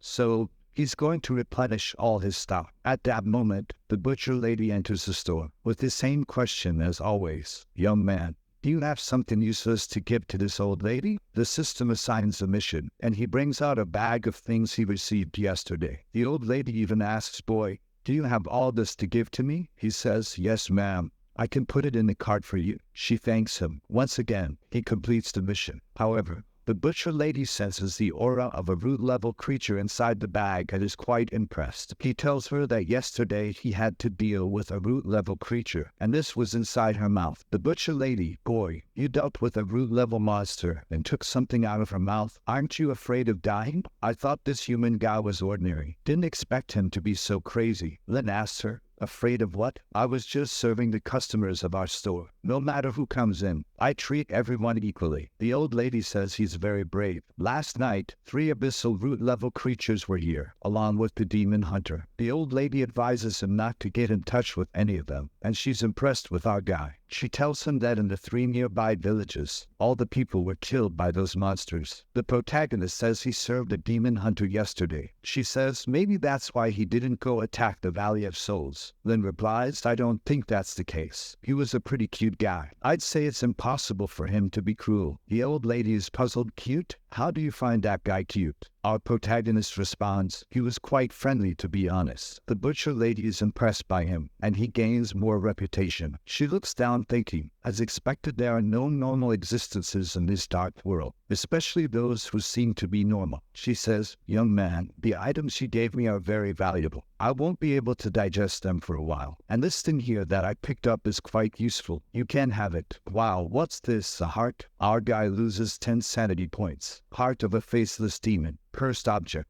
Can be connected to the heart of a target. However, it requires a lot of fresh blood to work. The old lady says, if you want someone to die, just think about them with this heart and use your most vicious methods. Boy, you would be able to reap much joy. Lynn knows there's nothing ordinary that this old lady brings. Just by the description, I know it's a lethal weapon. She then leaves. At this time, the carriage salesman arrives, and he exchanges some items. He enters the store, throws the bag on the floor, and someone immediately knocks on the door. When he goes to see who it is, man, he gets scared. It's a girl with a juicy big heart, and he says, welcome to our store. She says she's impressed. The boss's business is going this well, the system says, bloodthirsty spirit. She will suck you dry little by little. I personally would take that risk. A conglomerate of evil things walking in this world of darkness. Never be drawn to her wonderful figure, or what awaits you is a nightmare. Lynn asks, may I know what's making you uncomfortable, or what treatment do you need? She says there's nothing uncomfortable. She moved nearby and came to visit the neighbors. He's not going to refuse the visit, right? Oh, welcome, of course. There are some rare creatures that don't have a level, and against them, the soul lamp is useless. He tells her to sit there, and she thanks him. The guy knows. If she really has ill intentions, he's done anyways. So it's better just to try making a friendship. This system gives a mission. Survive for 30 minutes. Keep your sanity above 0, and her malice towards you cannot reach 100%. The protagonist. Survive? It's the same mission as yesterday. Is this woman in front of me a root-level monster? The girl points to him. Boss, you don't seem to be a native of this place. Aren't you afraid of being eaten by an unfriendly customer? Loses 10 sanity right away. There's silence. He says, I am somewhat afraid, but the job of a doctor is to save lives. If someone is my patient, I will take care of that person. This is my principle. She stands up. Very interesting. But what if someone isn't your patient? The voluptuous monster comes closer to the side. He asks, what do you mean by not a patient? She whispers in his ear, like, what if I'm here to eat you and drink all fluids in your body? The crisis went to 61, but Lynn has a stoic expression and tells her, impossible, sister. You're too beautiful, and your outer beauty surely reflects your inner beauty. For a girl as elegantly poised as you, even a meal must be worthy and graceful, like that of a noble. She steps aside, saying he knows how to talk. Phew, the crisis decreased a bit. She sits in the chair. Do you really think I'm beautiful? Lynn says, of course. Then she opens her monster mouth. And now, giant worms came out of it. 30 sanity less. Yikes, she's moving closer. She says, I'm beautiful. I'm beautiful. The crisis is at 81, 85, 90. She's coming closer. Well, aren't you going to say anything? 99 crisis. Lynn could only think of one way to break her evil character, and that was kissing her. He even swallowed the worms and got out of breath. Everything's slobbery and sloppy. The poor thing is agape with her mouth open. She wants to know what that was. Phew, the crisis dropped to 50. Lynn says, sorry, your sudden change made me want to kiss you. Forgive me, I was rude. It's just that you really fit the type of aesthetic I appreciate. She's flabbergasted. The type of aesthetic? He says. Yes, I've always liked girls with good dental hygiene and beautiful tentacles in the mouth, especially sticky and gummy ones like yours. To my eyes, it's an existence comparable to the moonlight. The poor thing is confused. Something's wrong with this guy. He remained very calm upon seeing my appearance, and is still saying that. He's strange. She's covering her tentacles all shy-like. Our guy is confused. What's up? What's wrong with you, big sis? She flashes some sharp teeth. Didn't you say you like people with good oral hygiene? For Lynn, things are only getting worse. The crisis hits 70. He comes close to look at the teeth. Sister, you're wonderful, but there can't be any flaws in your oral hygiene. Let me give you gentle oral care. What's that, buddy? She's also taken aback.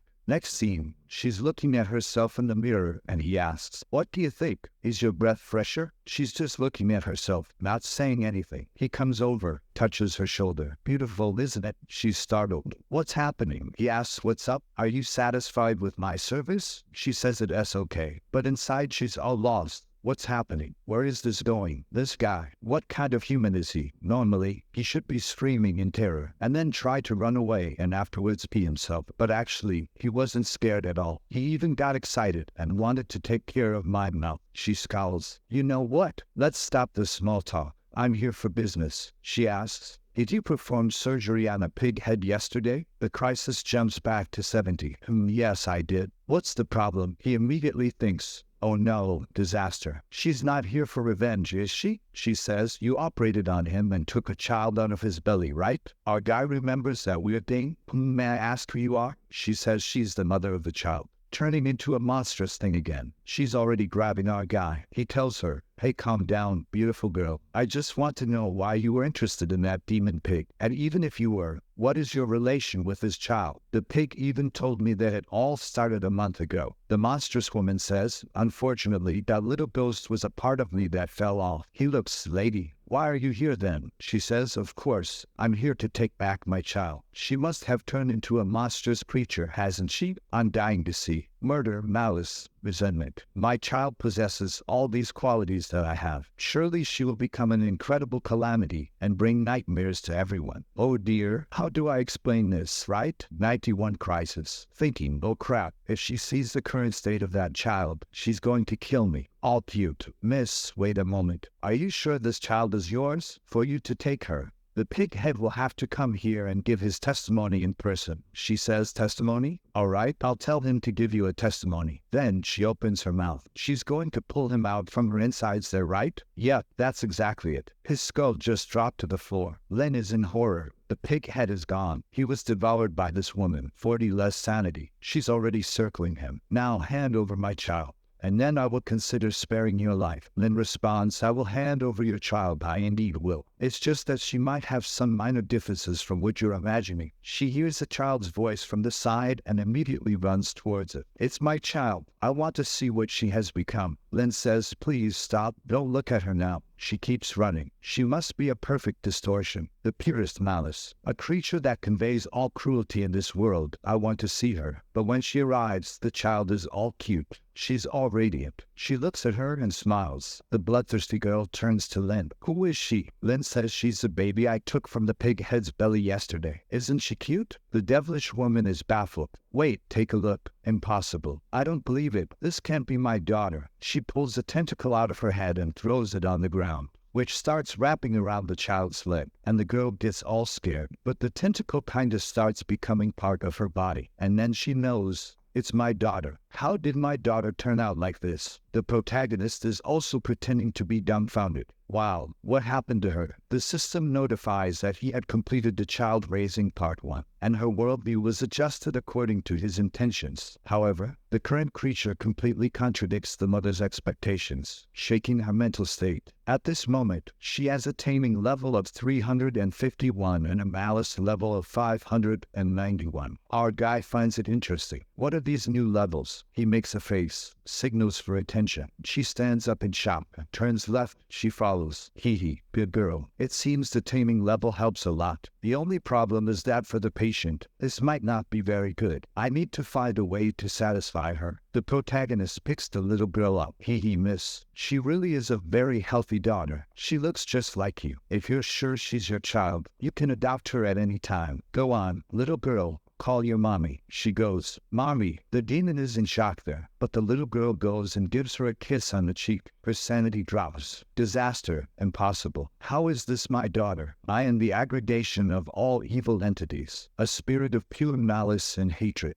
My daughter, at the least, should be as monstrous as I am. But look at her. She's so pure. This purity in her eyes is terrifying. Ah, terrifying. She thinks the look of the child is fake. Wait, a disguise, isn't it? This is just a disguise. Just as I become a wonderful woman to seduce my prey, you must be doing the same, right? Beneath this, there must be an evil creature with a twisted soul. But the child is all cute there, patting her head. Loses 20 sanity again. The poor thing is collapsing. Ah, patient, what happened? But she's already fallen to the ground. Is she devastated? She speaks of a twisted soul fragment. She was supposed to be a corrupted existence. How is this possible? Our protagonist asks. Miss, are you okay? Angrily she replies. It was you, wasn't it? What did you do? The crisis instantly went to 91. The creature unleashed a devilish fury, but our protagonist is no fool. Places the adorable little child right in front of her. She stops face to face and gets a little lick. The poor thing is baffled. You, child, don't come closer. But he's just holding her there. Man, she gets closer and the crisis drops. Ah, the blonde-red ghost wants to flee the store. The system gives a mission. Make the malevolent mother accept that the child is her daughter, while eliminating all her hostility towards you. My God. But the system loves to give me some strange missions. But eliminating her hostility depends only on this child. He says to her, Take a look at this beautiful little girl. She's so healthy. I think you should be happy. The monster replies, Let me ask you something. If your child was born as a creature, would you be happy? He responds, Shouldn't I be happy? She thinks, Ah, damn doubt, I almost forgot. He's a pervert that got excited even with a monster like me. Of course, he would be happy if he had a creature child. She, now with that terrible horse face, says, All right, but what if you had a girl with her appearance, huh? Would you still be happy? Our protagonist asks. My daughter with this appearance? So cute? I would be even happier. She is lost. What kind of disaster are you? Happy with a monster? Happy with a cute child? This doesn't make sense. But enough of this talk. You turned my daughter into this thing, didn't you? I won't forgive you. Len interrupts her and says, Let's put this aside for a moment, okay? Let me ask you, would you really be happier if your child turned into a corrupted spirit covered in tentacles? Would you really want a malicious existence that would attack you at first sight? Or would you prefer this sensitive and obedient child who sweetly calls you mommy? The little girl says, Mommy. She even blushed. And Lynn gained another 2 comfort points. Then he says, In truth, deep down in your heart, you always wanted a child of pure appearance, didn't you? However, you are a malevolent creature, bound by the traditions and beliefs of your race. And you never wanted to admit that. She cuts him. Enough of this. You're talking nonsense. Comes to hit him, but he puts the child in front of her again. The little girl was all happy and smiles. With that, the poor ghost already fell to the ground. Lynn thought, I know how to deal with her. All radiant, he says, I'm sure that in your heart, what I'm saying makes sense, doesn't it? She tells him, enough of this. You've been talking nonsense for too long. I'm not looking for anything pure. But Lynn interrupts. You can't hide it, madam. Haven't you noticed? When you're in your human form, all the movements you make are exceptionally confident and graceful, especially your gaze. The charm of a woman. None of that can be faked. Deep down, you've always wanted to have a perfect appearance too. She's blushing there, but she's coming angrily to hit him. But he holds her hand. Calm down. Let me speak. I heard you saying that you use this scary appearance to attract prey, don't you? However, in this dark world, humans are scarce. I must be one of the few who fell in love with this stunning human beauty of yours. It becomes clear that both of your forms attract me greatly. But let's not talk about that. If in a world with so few humans you assumed this form, it means it was not for the purpose of attracting prey, but rather a search within for beauty. The monster is speechless, and the crisis goes down to 41. Madam, even though you are an evil spirit, I believe that your search for beauty is not something mal. You call yourself an evil person, but to me, In my eyes, you are beautiful, not just in appearance, but you also radiate femininity from the inside out. A wonderful charm that is more human than I am. The crisis is already at 20, but you got carried away, didn't you? Look at the little girl. That's why the spirit that came out of you is so cute and lovely. Doesn't this prove the whole beauty inside of you? The guy lied through his teeth. She was born this way because she's the embodiment of your true soul. Now he's thinking, I just need to capitalize on this. The crisis goes to 0, and her affection for our guy increases by 10. The liar strikes again. Do you think a mere human like me has the power to transform an evil creature into such a beautiful child?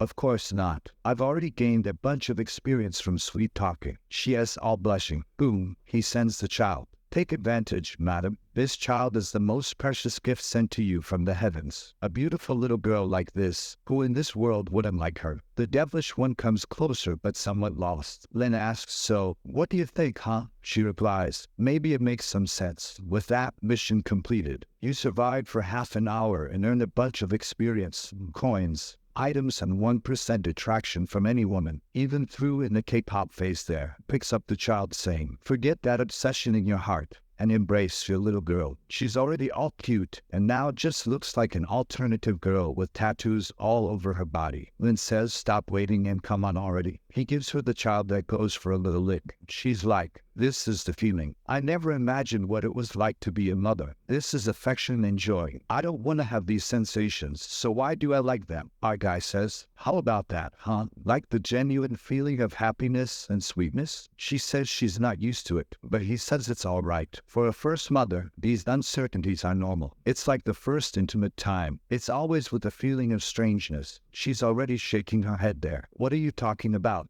You smooth-talking demon. Do you think your words change the fact? I know you've changed my child under your care. I'm your neighbor, so I'm just going to wait for the time when I'm interested in you, and I'll come to eat you at night. The little daughter gives her another lick, and she's leaving. Just you wait, okay? I'll be back. But Lynn tells her to be careful and to come back any time. Phew, he sits down in the chair relieved. It's clear that I need to improve my combat skills. If I get into a situation like this again, I won't be so lucky. Especially now considering that she might come after me at night. I need to get stronger. Well, at least tonight the professor will be back and then I'll be safe. Speaking of which, the system gave me something special, didn't it? Infectious aura, passive ability. When trying to persuade someone, it greatly increases the chance and reduces the target's malice towards you. He activates the new skill he acquired and someone knocks on the door. He gets serious, goes there, and opens it. The skull guy with the creature behind him has arrived. Black Knight, extremely strong combat ability in attack and defense. A knight of death with an intense will to battle. He wants to challenge all those who are strong in this world. Lynn thinks, here comes another tough one. It's definitely one of those elite bosses. The knight says, give me some combat assistance potions. Your reward will not be small. He receives a mission from the system. Prepare enough potions to satisfy the knight. Lynn says, welcome. This is the right place. In the entire Valley of Souls, our shop has the best potions. The knight asks, isn't your shop the only one in hundreds of miles? Lynn replies, of course. We're so good that all the others close their businesses. Then he throws some potions on the table. Sir, what kind of assistance potion do you want? The strength potion is our best seller. It increases your attack. Want to try? The Dark Knight gets excited and drinks it, but instantly responded, this potion is trash. Its effect on my strength is ridiculous. Are you joking with me? The crisis starts to rise. Calm down, my lord. I have better potions. I will choose here. Once more, Lynn is scared. Geez, if I can't make the potion this guy wants, will he resort to violence? He picks another one. Try this one then. This will satisfy you. Maximum tier berserker potion. Significantly increases abilities, but puts the target in a berserker state. The guy snatches it from his hand and starts to drink. Lynn thinks this one can't go wrong. Its effect is unparalleled. He will be satisfied. But bang, he slams it on the table again. What a trash effect. This type of potion is only good for weak creatures. For me, it's almost insignificant. Lynn tells him, calm down, sir. I'll get another one here. Just give me a moment. 20% crisis. Take this one. Trash. 30% crisis. This one here. Trash. 40% crisis. This is the best I have. Wow, this one's inspired. 60% crisis. The knight is clenching his fists. Your shop can't make a decent potion, huh? You're wasting my time, eh? The crisis already went up to 91. Lim realizes the guy is about to attack him. The madman already reached for his sword. 97, 98, Lim says. Just a moment, sir. Our shop has a potion that I'm sure will satisfy you. Just give me a little time. The potion needs to be made on the spot. The Dark Knight inquires about it. The protagonist says, if you're not satisfied, you can cut me. Ah, okay then. Then stares at him saying, I'll give you half an hour to make it. If I'm not satisfied, I'm going to cut you. Len will make a critical attack potion. It makes the person deal much more critical attacks. However, it has some negligible strange side effects. It's one of the formulas provided by the system, and our boy is praying it's at least decent. Good thing he received all the materials this morning. And the hardest part, a piece of meat from a root-level creature he got as a reward for taking care of the headhunter. He tries to remember how Bloodsaw made the potions because he doesn't have much experience. And then he starts, burns the herbs here, throws some powder there, mixes everything in slime mucus, adds some teeth, some vampire pieces, and stirs everything in the cauldron. With that, he managed to create a bunch of potions. Then he places that in front of the guy. Phew, it took a while, but it would be worth it. This is the potion I made for you. The knight asks, are you sure this is the best potion here? You better think carefully, boy. This time,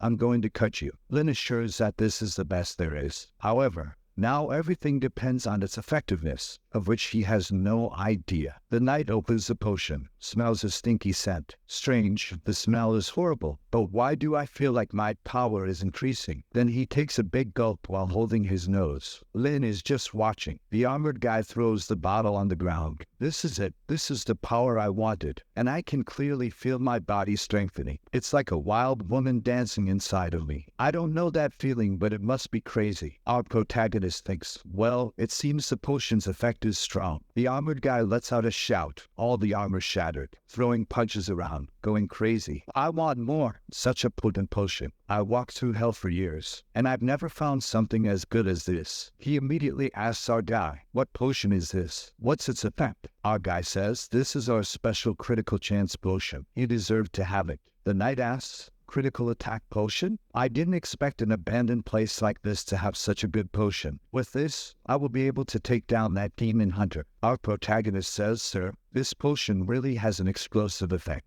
However, I need to be responsible and remind you that it has a tiny little side effect. I'm just not quite sure what it is, but it exists. The knight replies, side effect? Look at this explosive physique, this terrifying power. I'm not even afraid of death, let alone a little side effect. But a breeze from the door, and wow man, the guy went bald. He sees the look on our protagonist's face and asks, are you in shock? Look at these perfect muscles. Lynn nervously swallows while he can't say anything. Then stuttering says, patient. The side effect appeared. The knight's side effects? I don't feel anything. But then he touches his head and the two are staring at each other. My hair, my hair. He hits the ground. Is this the effect you mentioned? The two fall silent there. I'm going to kill you. He comes at him and the protagonist says, you said you're not even afraid of death. What's the problem with going bald? You became the strongest bald guy. It's a small price for power, isn't it? Just a tiny one. The guy seems to be in a dilemma there. He thinks, well, I'm a warrior seeking strength. Going bald is not a problem, but my long hair matched my black knight vibe. But it doesn't matter. The potion's effect is incredible. I feel almost twice as strong. It's very good. He goes to the mirror there, striking that CYZZ pose. So what if I'm bald? The important thing is true strength. When he looks in the mirror, his bald head looks like a shining lamp. Then he says, hey, I don't mind being bald. But why do I look like a lamp? The protagonist, I guess these special effects make you more unique, right? The knight, now covering his head, asks, how many of these potions do you have? Lid says, well, including the one I gave you, I have 10 more. The guy immediately shouts, I'll take them all. The protagonist replies, are you sure you can handle the effects? The knight grabs him, points to his head and says, "Give me everything. No dawdling or I'll kill you." Next scene, then he's already leaving the shop with his shiny bald head. Our guy, goodbye. Come back anytime. Then we see the Black Knight wandering around the ruined world. He jumps off his horse. There you are. I thought you were going to run, face to face with the demon hunter, who says, "I thought you were afraid to face me." But perfect. I've been waiting for you for a long time, Black Knight. The knight draws his sword. "Today the you or I will die." The hunter replies, "You were no match for me decades ago, and it's still the same." But the knight pulls out the potion. It's still uncertain who will emerge victorious. Boom. He's already exuding a purple aura. The hunter recognizes the powerful effect and says, "Even with all possible medicine, the gap between us won't close." At that moment, he sees something strange. It seems like there's something shining on his head. How odd. There's even a sound effect. Wait, it shines again. What's that? Then the hunter says, "Apparently, Black Knight, you have a very powerful secret trap, don't you?" But the knight replies, "I don't use hidden things like you idiot." However, his head is reflecting and shining so much that the hunter is sure that it is some sort of secret blinding effect. Energy bomb? A sacred scroll. I got it. A magical reflection crystal. The knight yells, "Get out of here. It's none of those." "I told you, man, I'm not carrying anything." The hunter replies, "My God, but the shine is blinding." The knight then reveals, "This is the small price to defeat you. I became bald, but stronger." Then suddenly jumps to strike with his sword. According to that human, my critical hit is maximized. "Today I will bury you." The hunter thinks, darn, he's too bright. I can't see his movements. But he skillfully manages to escape, and the knight strikes the ground with his sword. Next scene, someone knocks on the store's door. When Lynn opens it, it's the hunter all battered. Lynn asks, "Just one day. How are you already so injured again?" He enters, "Stop talking nonsense. Just take care of me. I'll pay you double." The system issues the mission, and the guy collapses in the chair saying, "I encountered an old subordinate of mine who was never a match for me. And today, for some strange reason, he was extremely strong. Every attack of his was a critical hit." Lynn asks, "A critical hit?" The hunter says, "Yes, that cursed one had a shiny bald head. It kept blinding me all the time, and I couldn't defend myself. Darn it, he enchanted his own head with a holy attribute. I'm sure it was when he took that potion. If I find out who gave that potion to that guy, I'm going to cut him into pieces." The protagonist thinks, "Oops, could it be me?" It seems he was the demon hunter the knight wanted to defeat. Good thing he doesn't seem to suspect me. I have to find a chance to slip away. Some minutes later, Lynn says, "We are done. I have some bottles here of healing tonic. 200 coins per potion, and you won't even need surgery." However, at that moment, the hunter sees a bottle on the table. "Hey, that's the same potion that bald guy drank." He looks straight at Lynn and says, pretending to be innocent, kid? I didn't expect it was you who had given that potion to the bald guy." Lynn pretends to know nothing. "What potion are you talking about?" "I have no idea." The hunter yells in his face. "Going to keep pretending? I saw the bald guy drinking something exactly the same shape as that one on your table." Lynn says, "Was the bald guy a Black Knight with a horse?" "Yeah, why?" "Okay, if that's the case, he really came to my shop and bought a lot of potions. He was very generous and gave our clinic 10,000 coins." The knight asks, 10,000? What kind of potion is so expensive? Capitalistic Lynn strikes. "My chance to make money has arrived." And he starts his sales pitch. "My great customer, we've just released the incredible critical potion. It defeats monsters and the competition. It's an exclusive collection." The hunter interrupts him. "You damn seller, shut up. Stop selling me this thing. I just want to know why you're helping a creature of darkness hunt your own race." Lynn says, "I think you're jumping to conclusions, sir. First, I didn't even know the knight was going to hunt you. Second, he came to buy various things and was very generous. There was no reason for me not to sell. Third, since he bought this potion to deal with you, why don't you repay him with kindness?" The knight throws Lynn to the ground. "This seller is trying to deceive me. But to deal with that guy, I have no choice. How much does it cost?" "Our guy, the price per unit,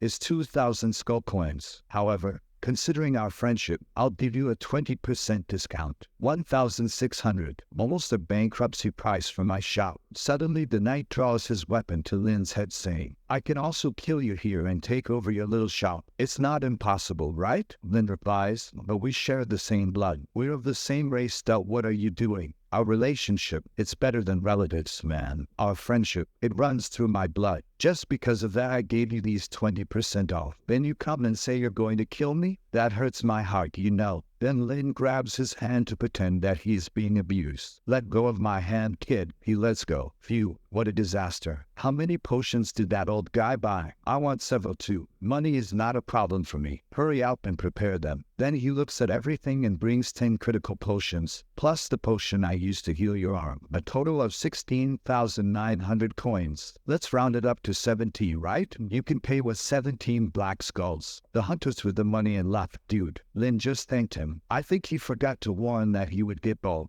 However, with that, he completed the system mission, happy with the profit. I made a lot of money today. Wait a minute. With this potion going around, everyone's going to end up bald. I think I'm going to start a hair transplant business. Buy a critical damage potion and get a hair transplant free. I'm going to make a lot of money. We then see the bald knight searching. That darn hunter was badly injured. He didn't go far. I can feel his presence. He's nearby. I need to kill him. This is going to greatly increase my ranking in the dark world. It's been hundreds of years. I can't miss this opportunity. That's why he sees something coming from behind. He turns around. Found you. Wait a minute. What's this light? What's coming? Why do I feel a sense of familiarity? The hunter got really ugly. What a huge head. The knight is startled. Is it you? The hunter says. Now we're going to finish our battle. The knight calmed down. You too? Yes. I may have gone bald, but I got much stronger. Thought you were the only one going to be bald. Now that I am too, you better get out of the way. The knight says, it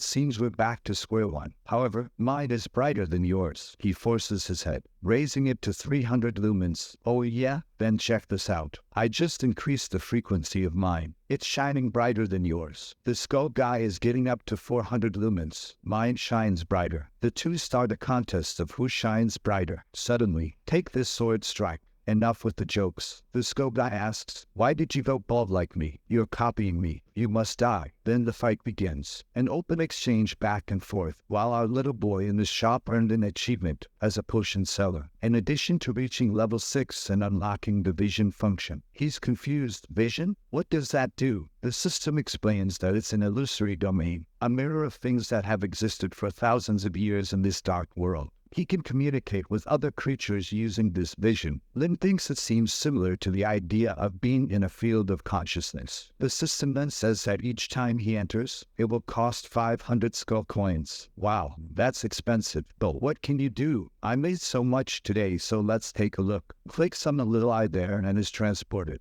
appearing in the middle of a green nothingness. He asks, is this the so-called vision system? The system explains yes, and that there is the 11th abyss of the world.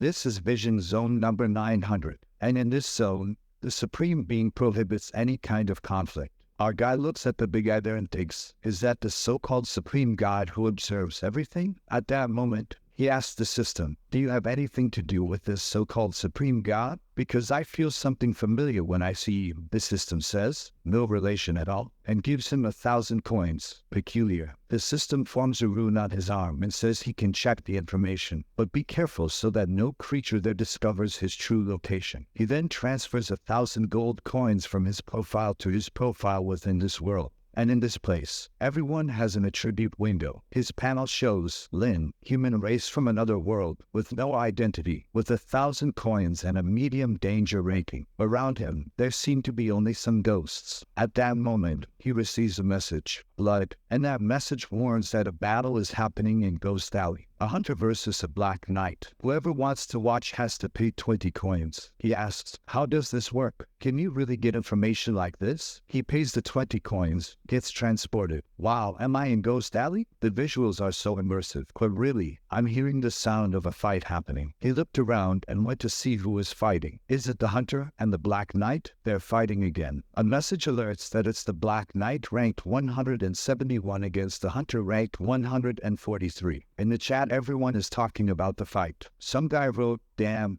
I want to see the heads, but I just keep looking at those bald heads. Lin is confused. What's this? Why does it feel like I'm watching a live stream on YouTube? I didn't imagine this dark world was so modern. Well, if I can expand my business in this vision world, that would be good. Just imagine, providing medicines, assistance, everything would be more convenient. But if I can get in here, surely the boss can too. Why doesn't he use this to do marketing for the store? He then takes a look at the conversations and sees there's a regional chat. He's like, wow man, it's just like an online game. In this chat, someone's saying, be careful with that doctor's shop. When I went there, he was on top of someone with a chainsaw, taking everything apart. The doll also wrote something there. Yes, he's very strange, that human doctor. I went there and he stuck his hand down my throat just to pull out a doll's arm, and it still hurts. Lynn's confused. Why is everyone speaking badly about our good shop? Oh no. I'll have to talk to them. My business will suffer if it goes on like this. At that moment, he saw the bloodthirsty hot ghost profile and clicked on it. It looked like had accessed her Instagram. And in a post, a burned ghost said, yesterday when I went to the shop, he was doing something strange with your daughter. I don't know what it was, but it wasn't normal. Lynn knew that he was screwed. Now she knows everything. He quickly clicks to get out of there and goes back to the shop. Wow, I have to hurry and close this door before she gets here. But just as he was about to close, the female hand stopped him. She enters asking, hello child, closing the shop so early today? Are you afraid someone will enter? Lynn thinks, now I'm screwed, she's here. He replied, it's just that I'm not feeling well, so I wanted to rest a bit. Favorability just dropped. She places her hand on his shoulder. Ah, is that so? What a shame. I just wanted to express my gratitude for taking care of my daughter. The crisis went to 79. Lynn says no need, really. It's something I'd do for anyone. Thank you. Already reaching for the Chicago kid's toy in his pocket. She suddenly appears in front of him. Why won't you accept my sincere expression of gratitude? Once again, the mission to survive begins. And the crisis is already at 85. She's up close. 94 and nothing happened. Someone suddenly enters the shop. Young boy, are you closing? When she looks back, it's the butcher old lady. Liz says, I'm feeling a bit unwell, so I wanted to rest. How was your day, Grandma? The butcher lady says, I'm old. Not many people care for my stories. But what you gave me today is something very interesting. Lynn replied, don't worry. I have something new here for you. Then he picked up the hunter's and the skeleton's hair. Look, all that I've gathered. The old lady questioned, when I was coming here, I saw the two bald guys fighting. Did you shave their heads? Lynn responded, yes. Both of them are good customers. The old lady is amazed. I didn't expect someone so peculiar to appear in our ghost alley. Everyone here seems to be related to you, young man. It's very inspiring. Lynn says it is his great pleasure to help everyone. If she wants, she can come in and rest. The old lady thanks him as she enters. Lynn thinks, I was lucky that the old lady showed up, otherwise this woman might have killed me. Moreover, he completed the mission to escape the woman's malice and received a curse diagnosis. The old lady then asks Lynn who this woman is. He says she's a client and neighbor who just arrived, a very friendly and beautiful girl. The blood witch tells him, since you have another person here, I won't bother you. I'm going to cook something really delicious tonight, and I want you to come to my house. It's number 45. You won't refuse, showing him what he likes the most. His sanity takes the usual dive, and he receives two possible missions, one to refuse and one to accept, both of which he has to survive. See you next time. Phew, finally she's gone. Don't come back, woman. The old lady tells him to be more careful, not to provoke spirits like her, or they'll torment him forever. Lynn thanks the old lady. If it weren't for you, I'd have been dragged off, right? She says he deserves it to be protected. Without him here, Ghost Alley would no longer exist. But Grandma will only help you this time. What happens from here on out isn't her concern. And off she went. Looking at the clock, Lynn knows that he was lucky this time. He just wishes the boss would arrive soon to save his life. However, time is passing and the boss isn't coming. He's pacing back and forth, unsure what to do. I could try staying in the shop and survive the day. But if I'm not as lucky as yesterday, I'll be eaten by monsters. I could go as a guest to the red dress woman's house. But that seems like an even worse disaster. No, I have to calm down. You know what? Let's go to the vision world to get some information. As soon as he looks at the chat conversation, the witch is talking to the burned ghost. He asks Majesty, did you kill that human child? She said she almost did, but the butcher arrived and saved him. But it's okay. She invited him to dinner today. If he comes, she has a little show prepared. And if he doesn't come,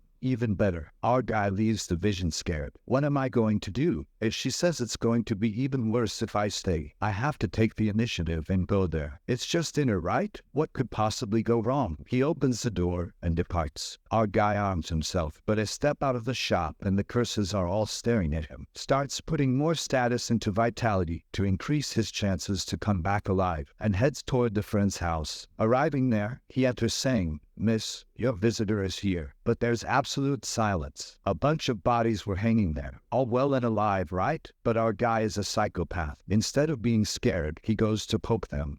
These aren't as pretty as me, poor guys. He continues walking through the house until he finds the dinner table. But where's the witch? He wanders about while we see that he's being watched through some kind of mirror. The witch says, "Everyone, the doctor has arrived. It's time for him to meet us." On the dark YouTube chat, the Blood Doll is saying that it's not good to kill Lynn. After all, if Bloodsaw comes back, he'll seek revenge. However, the Burn Ghost says he has to pay for everything he's been doing in Ghost Alley. A skeleton asks if she's going to kill him. The Queen says it would be too easy to kill him like that. Before he dies, she wants to see terror on his face, to return 100-fold everything he did to her daughter. She snaps her fingers and orders the creatures in her house. Let's just see how he's going to die. While Len is there, already sleepy, waiting for the girl. At that moment, a bunch of chains descends next to him with all the bodies. Len asks himself, the creatures are moving? What a crazy hallucination. Surely a bunch of walking bodies didn't just fall here, right? When he looks to the side again, they're all coming. Oh crap, it's not an illusion. He stands up, closes his eyes. When he opens them, they are closer. Calm down. So they move if I don't look at them. Darn. But what am I going to do? They're already getting close, and I can't even blink. Well, he stays there for a while. When he blinks, the creature is already in his face, and he is in shock.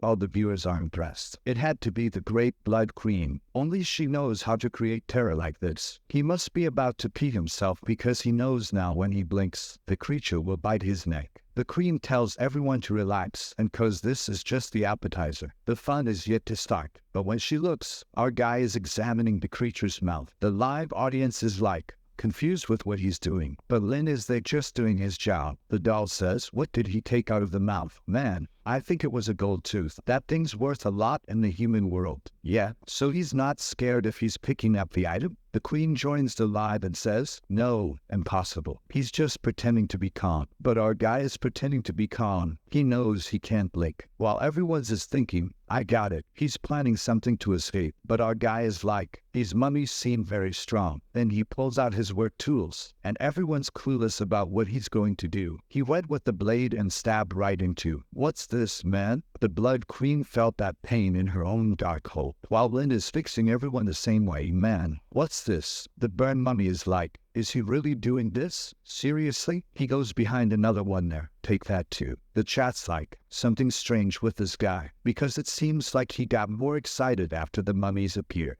Our guy's now staring down the mummies. So, who's next? The Queen's getting mad. She's going to lift this curse and orders everyone to attack him. Another comes to bite him, man. But now our guy's confident. One goes down, then another. He's cutting everyone out. The worst part is that he's always making the same cut. Right there. The Queen's now screwed. She's getting embarrassed live. Everyone's like, "Damn, this guy is incredible, isn't he?" Apparently, he's not afraid at all. They see Lynn heading for the door. Whoa, is he trying to escape? But he was so aggressive. Now he's scared. No, wait, what's that sound? Wait, I've heard that sound somewhere before. Our guy's running like a maniac. It's time to meet the baby, pulling out the electric saw, finishing all the poor mummies. The only thing is that our guy's sanity is going down the drain with these actions. The chat's all kind of confused, and the ghost says the Queen will have to use some more cruel methods. This guy's worse than his boss. Lynn gets the notification that the Blood Doll is at maximum fear of him, and his popularity is just increasing. He finds it odd,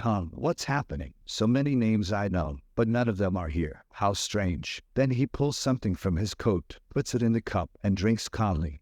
This wine here is really good. The doll's telling the Queen that it's better to release this human. But the Queen says it was just the beginning. Now she's going to show something much more merciless. She pulls a lever, and Lynn feels something. When he looks back, There's a painting staring at him. He finds it odd.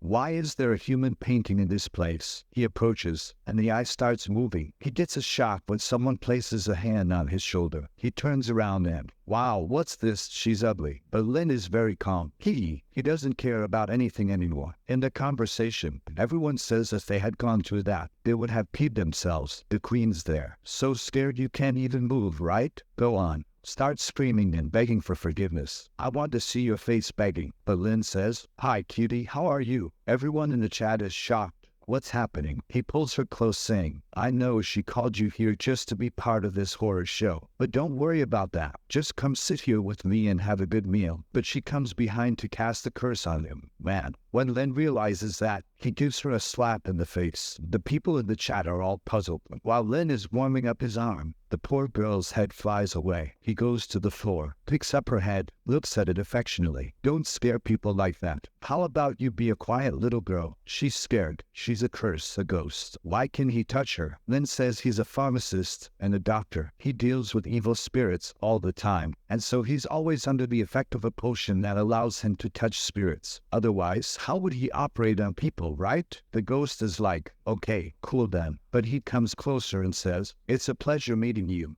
My name is Lynn. Can I get to know you better? The burnt ghost in the chat says there's some wrong development happening. Am I the only one noticing something strange going on there? While the blood witch, damn, I had forgotten this guy was like this. The more terrifying, the more he likes. The ghost is freaking out. Impossible. How could he stand my scary face? Yelling, she even opens her head there to show him her gray matter. Now he's going to be scared for sure. Lynn stares at it.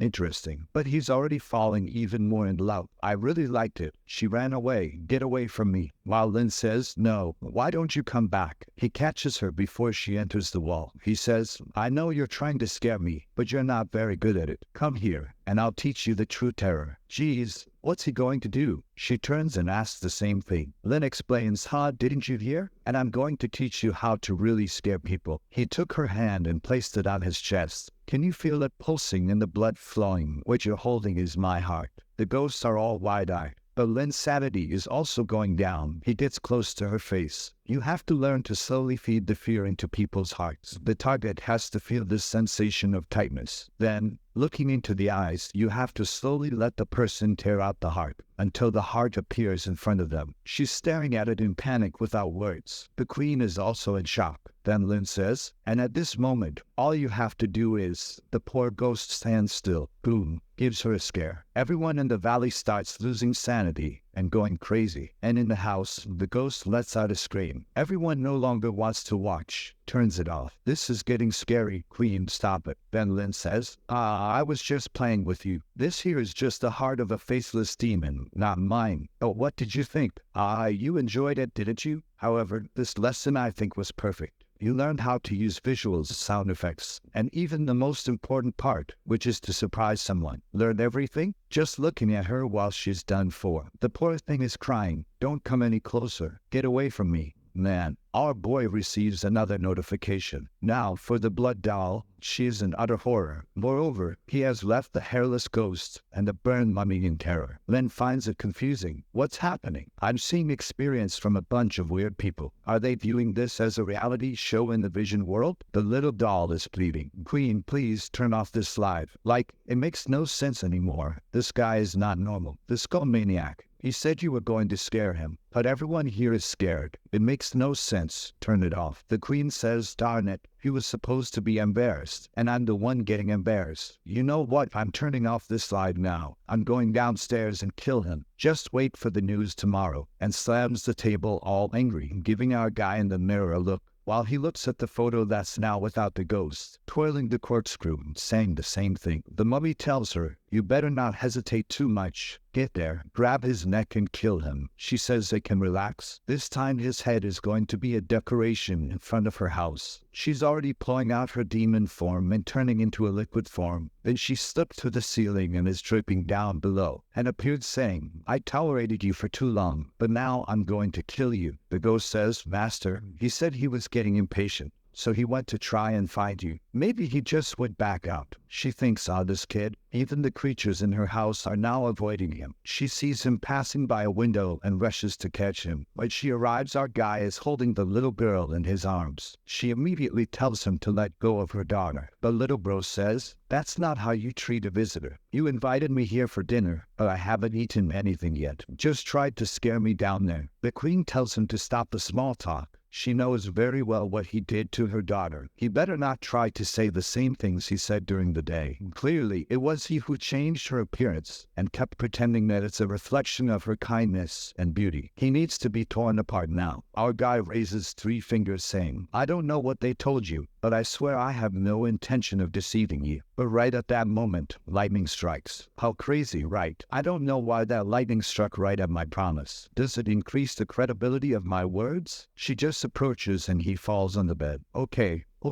it was me. Okay, it was me. But madam, you have to understand that I had no ill intentions. She tells him to stop making up stories. But our guy explains, she was horrible. Her head was about to explode. I was afraid that when the pig came back, he wouldn't even recognize his own child. Everything I did was with good intentions. The crisis is already at 97. She's approaching. Our guy raises his arms saying, I surrender, but there were other reasons. I'm telling the truth. She says, explain. He tells her, I was really afraid of dying. Your child was a monstrous baby, and I thought she was going to kill me. The madam says, that excuse is reasonable. After all, she is my daughter. He continues, I wanted to get my hands dirty, to see if I could create something aesthetically pleasing to me. She's like, wait, are you telling me you were squeezing my child as practice? Is that your reason? She grabs his arm. Calm down. It was that, but it's just that I wanted to create a really cute little girl. Just for that, I made this little modification, She's like, enough of this. Man, I'm already coming for the attack. Our protagonist says, I have a background. Hold on. She asks, background? What do you mean? As you know, I'm a doctor, okay? I've taken care of a lot of people who have benefited from me, and they are all my friends. If you kill me, my friends will be really angry, you see, and then they'll come to avenge you. For example, those 2 bald guys who are fighting to the death. She asks, are you talking about the demon hunter and the black knight? Are they your friends? You think I'm going to believe you? Our guy goes into his pocket and pulls out the 2 pistols. You don't have to believe me, but you must recognize this, right? She couldn't believe. Wait. Those are the hunter's revolvers. He's like, exactly. She asks why the hunter's revolvers he values so much are with you. He explains, it's because he and I are of the same race, and he's very fond of me. So he handed me this weapon for personal defense. He says if I'm in danger, just fire a shot, and he'll come to help me immediately. As you know, he's on the other side of the alley. 1 bullet, and he won't take long to be here. Poor guy. He's there sneezing, then goes into his pocket. Oh, right, there's also this. She once more asks, what's this? This strand of hair? He says, this here is a lucky charm given to me by the Black Knight. She's confused. Is that the knight's hair? Exactly. Today, when I gave him a haircut, he said I might need it, and handed it to me. It has a curse on it. She asks, a curse? What curse? Then Len explains to her, if anyone tries to attack me, he'll know because the hairs on his chest will stand up. Just think about it. Do you think he would let anyone shave off all his hair? But I did, and nothing happened. Doesn't that already prove my relationship with him? The poor guy is coughing there too. The demon is thinking, darn it, I fought both of them, and both were very tough. I'm sure anyone who would shave their heads wouldn't be alive. Now it's explained why this weak human is alive in this place. So he really has connections. Hee. She tried to spare me, but thankfully I was smarter. But she suddenly changes. You're trying to deceive me again, aren't you? The hunter and the Black Knight have been enemies for hundreds of years. The enemy of my enemy is my friend. So there's no way they both could be your friends. Thought I wouldn't figure out your charade? He lets out a little laugh. You don't know, do you? She's like, what? They seem like mortal enemies, but in reality, they're lovers. They love and kill each other. What the heck is this? Both even felt something there. Stop the fight. Curse Knight, I've been sneezing nonstop. What trick are you using? The Knight, it's you who must be cursing me in your mind. While our guy is getting all smug in his chair. I only mentioned those 2, but you don't even know about my teacher, right? The real blood salt. Do you know how many people he's cut through as his only apprentice? Do you have any idea what will happen if you kill me? Not to mention, the butcher is also my friend and is very fond of me. She treats me like her own grandchild. Imagine if I die. I think she wouldn't like that. Our guy is just becoming more eloquent. Poor Queen is thinking, what a mess. I just want to behead him, but all these people are not easy to deal with. Lynn thinks, it's time for the final blow. Pulls out a pebble. Do you know what this is? She, what's that? This is a fragment from the tooth of an abyssal creature. She's like, wait, are those the giant mouths that cleaned the streets yesterday? I barely escaped and made it here. An existence even king-level creatures would flee from. And this boy here got something from its tooth. You know how many people died in the alleys nearby. Why do you think the Valley of Wandering Souls was the only one spared? She's like, why? He explains, it's obvious, because the headhunter is my friend. Then he told a story. A long time ago, a powerful monarch appeared in this dark world. Under his leadership, they conquered empires, and he amassed an army of millions of warriors. However, the arrogant monarch offended a root-level creature and tried to make it surrender. As a result, that monster killed all creatures in a single day. Only the bones of that once glorious realm remained. When the crown of that lord fell to the ground, another rule was created in this dark world. Never offend one of the headhunters. Now the witch is scared. Impossible. He's friends with that creature. I might survive the others, but if it's a headhunter, there's no way. They have various methods to find me and obliterate me before I can escape. He stands up, madam. I'm quite weak, but my interpersonal relationships are strong. However, there's no reason for you to be mad at me. After all, we're neighbors. As neighbors, we should look out for each other, help each other, and even keep each other warm. What do you think? What's this, buddy? You're such a mature big sister. She looks, there he goes again. That darn smile. She laughs. She wants to attack, but holds back. Then she returns to her human form. All right then, we can get along again in the future. I'll put up with this for a while and then I'll kill you, boy. Lynn says, phew, thankfully. The words I told you this morning weren't completely false, you know. Although the talk of your kindness was nonsense, you really have some qualities that other spirits don't possess. She's there charmingly wanting to know what those qualities are. There he goes again, trying to deceive me. Silly. Our guy approaches. Your beauty and your care. I can see it. This room here is all tidy, isn't it? Your entire house is a mess. But look how cute you've made everything here. She shakes her head. No. I just did this casually. But Lynn says, I can see it. The chairs, the tables, everything here has a refreshing feel to it. It's not something an evil spirit could do, especially this beautiful flower. It's impossible for a non-toxic flower to survive in this dark world. She blushes all over. It's nothing like that.